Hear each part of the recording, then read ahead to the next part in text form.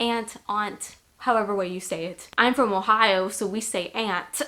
Hello everyone, my name is Holly and welcome back to your monthly dose of brand new book releases. We are at the peak of summer, which means we are getting into the realm of peak book publishing. And I have curated a list of 18 new books coming out in July that I think might garner the most attention, and I'm so excited to share this list with you. If this is something you enjoy, I do these every single month and have been for the last 5 years, so plenty of videos to catch up on. Be sure to hit that subscribe button and let me know any books that I might have missed in the comments. Now, let's begin, starting on July 2nd. The Night Ends with Fire. This is promoted as a brutally dark and twisty Mulan retelling. Our main character finds out she's to marry an abusive man, so she disguises herself as a man and enlists in the war, and along the way she discovers that she's connected to the spirit realm and is able to use them to her advantage to become basically invisible. I'm going to be honest, it has like a Poppy War sound to it, which I'm really liking, and with like spirit magic. The Undermining of Twyla and Frank. This is by the same author who wrote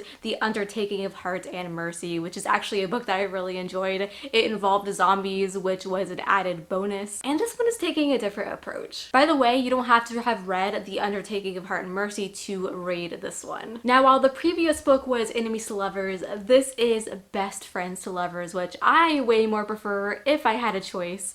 Also, it sounds like the characters are middle-aged, which you don't see that often, so this is surprisingly hitting all the boxes for me, and I will be reading it. The Failures. Now, this one is a mix of genres. It's fantasy, dystopian, apocalyptic. The world is supposed to be huge in scope, which I love the sound of. Essentially, this is following various different characters who are all being led by various motivations to find these magical artifacts to free/kill a giant that can potentially destroy the world, but is located under a massive mountain, which kind of sets the stage for us. The series is called The Wonderlands, and there will be future books and has the potential to be a great series. The Gilded Crown. This is being promoted as The Witch's Heart meets the Foxglove King. It's a debut novel about a woman who lives a quiet life as a herbalist, but who can bring people back from the dead, and the princess, who is the only heir to the throne, that she must protect no matter the cost. It sounds like a very high stakes plot where there is a price for our main character using her death ability. I think the necromancy element sounds really cool. I believe there is a sapphic romance if that's your thing, so yeah, look forward to this one on July 2nd. Into the Rift. This is book 2 in the Rift Walker series, book 1 being The Flames of Mira, Clay's debut fantasy novel actually, and we're finally getting a continuation, which is super exciting. We're getting new perspectives, new side characters, and we're getting to learn even more about locations and kingdoms that were only briefly mentioned in book 1. So this sequel, which has been greatly received so far, seems to be a strong one. If you enjoy dark fantasy with a unique environment, definitely don't skip out on these. Okay, let's move on to July 9th. We have Herald. For sure, one of my most highly anticipated books from this list. This is book 1 in the Age of the God Eater series by indie author Rob J. Hayes, who has most definitely established his name within the SFF community, and this one is giving me major Elden Ring vibes. I mean, perfect timing with the DLC that just released. I know many of you probably backed that Kickstarter that Rob J. Hayes had done a few months ago. I unfortunately did not, but nonetheless, I am very excited to get the ebook. The Spell Shop. Definitely switching things up here, as this is a cozy romantasy with a main character who is the librarian to this great library, but unfortunately her world is turned upside down when a revolution erupts, leading to the destruction of this library. And she flees to a remote island in the outer reaches of the Empire where she tries to master the spells within the books that she was able to save. And hopefully it's an enchanting story that goes along with that enchanting cover. Chuck Tingle has a new release coming out called Bury Your Gaze, and it sounds just as you would expect. This is a queer horror/love story that follows Misha, who is a screenwriter that is given an ultimatum. The studio executives tell him that he needs to kill off his 2 queer characters in the series that he has written, when suddenly characters from his past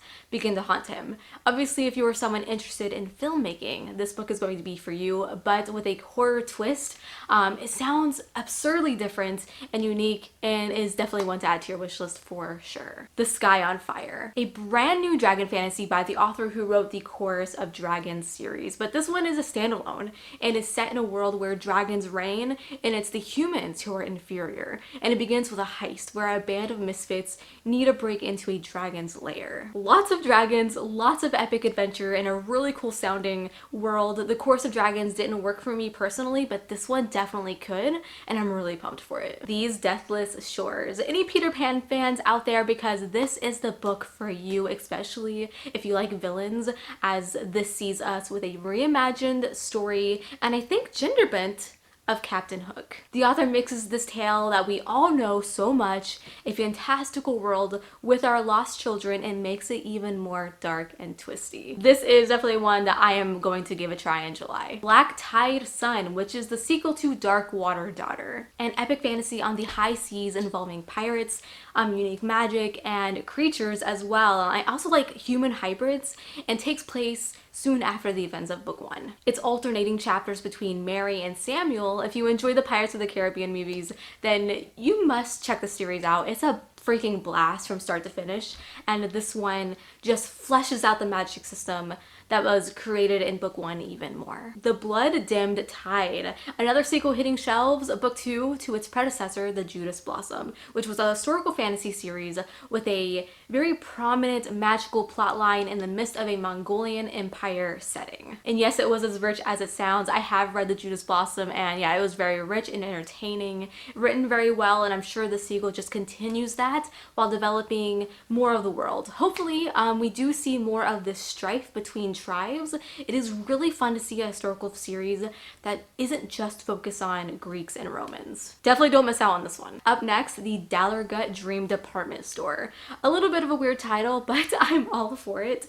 It's a story about a parallel universe, a department store that sells dreams. There is so much you can do with that idea, and it sounds like this author really went all in on it. Our protagonist gets a job at the store, and we just follow her around as she interacts with the people around her. Kind of like a slice of life kind of story, but with a weird idea. I'm sure there's lots of shenanigans to be had, and I'm sure it's funny and quirky, hopefully some wet dream jokes, because if not, I'll be disappointed. It's a colorful sounding story for sure, and I'm really digging the cover. Moving on to July 16th, we have Blood Jade. Ebony Gate is getting a continuation with its upcoming sequel, Blood Jade, which, if I remember correctly, was being pitched as a female John Wick, which sounds like one badass book, and apparently the sequel is keeping up with that mantra, with it being fast-paced and action-packed. We have Amiko, who is journeying back home to Japan after the events and consequences of book 1. The series is almost reminding me of the Yakuza video game series. Very unsure if that's like a correct comparison or like way to think of it, but it's what's popping in my head for sure. A Rose by Any Other Name, a historical gothic story full of witchcraft, charm, and the occult with big William Shakespeare influences. It's set in England, and we follow Rose, who is suddenly accused of witchcraft after her father passes away, and her and her friend flee to London, join up with an occult, and they get involved with like selling charms and whatnot. And Rose also gets to meet William Shakespeare, where a relationship starts to brew. This is definitely going to be for a specific reader, and that specific reader is probably going to love this, so I just had to include it here on my list. Moving right along to July 23rd, we have In the Shadow of the Fall. This is a short novella that has been packing a punch amongst a lot of early reviews. It drops us into a world full of different gods and temples. In fact, the protagonist is an acolyte, and after some events, she actually makes a god angry after trying to bind an Orisha because she wants to be made a priestess. Instead, she draws the attention of an enemy and finds herself in the middle of an ancient war. For a novella, that sounds like a lot. That sounds like a book with a huge plot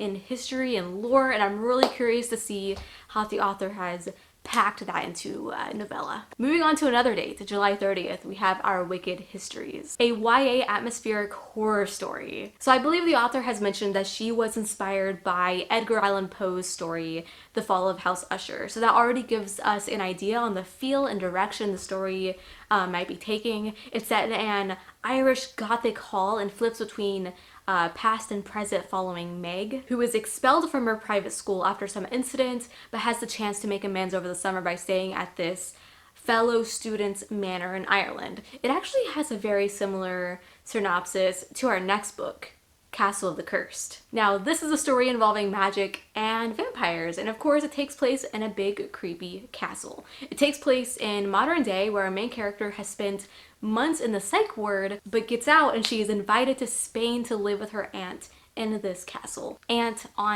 however way you say it. I'm from Ohio, so we say aunt. While there, she comes across some very strange things and people. It honestly sounds really fun. I like the setting. The idea that this castle could be its own character. This one, you might be seeing a review from me because I want to read it. It Came from the Trees. This is a middle grade horror story. And you know me, I love me a good middle grade horror story.